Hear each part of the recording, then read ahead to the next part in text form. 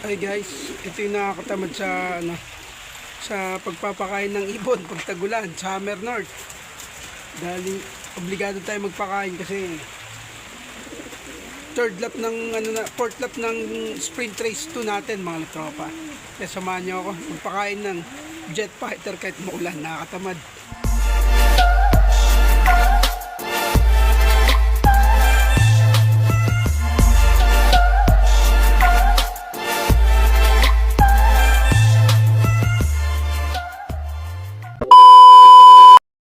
Yun, mga tropa. Papakain tayo ng north kasi loading na naman. Nakakatamad talaga magpakain ng ibon sa hapon lalo na maulan. Kaya yung iba tinatamad mag north kasi nga yung panahon ng north ganito, tag-ulan. Ano? Grabe. Kainin muna natin yung breeder natin. Mga boss. Breeder muna, painin natin. Katamad talaga. Buti na lang, hindi pa gano'ng malakas. Maya malakas na yung ulan na yan. Painin muna natin mga sitter natin.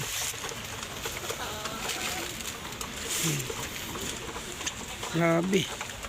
Tag-ulan na talaga. Kaya yung iba ayaw mag-norte.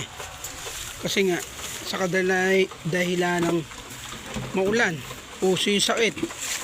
Kaya yung mga ibon natin may mga one eye cold tsaka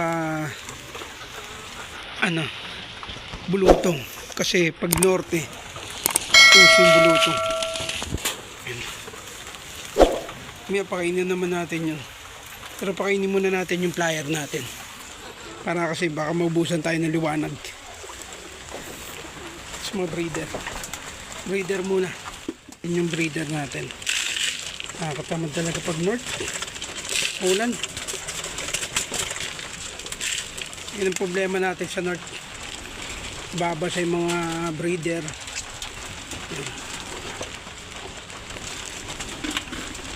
Saka nakakatamad din magpakain. Yun mga breeder natin. Siyempre pag naman ng tag-ulan, yung tubig na yan, naka-probiotic na yan. Kasi ito mga pangkarga natin. Obligado tayo magpakain kasi yun, tinamahan pa yung ibon natin, si Mara.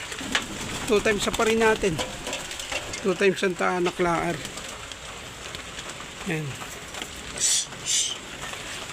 Sana hindi basa yung pangkarga natin. Yan. Yung mga ibon natin, bigyan natin ng liwanag para makakain pa yung iba.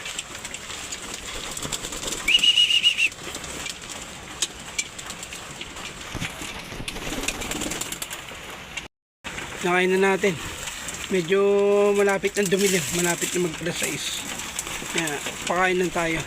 Sana kumain yung pagkarga natin. Yan.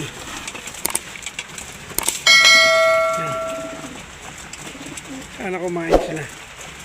Kaya yung ibang puncher ayaw mag north kasi nga maulan, nakakatamad, tsaka uso yung sakit, bulutong, one eye cold. Yan ang problema pag maulan. Pero di talaga may iwasan yan sa north, yung umulan. Sana lang di tayo tamaan ng sakit.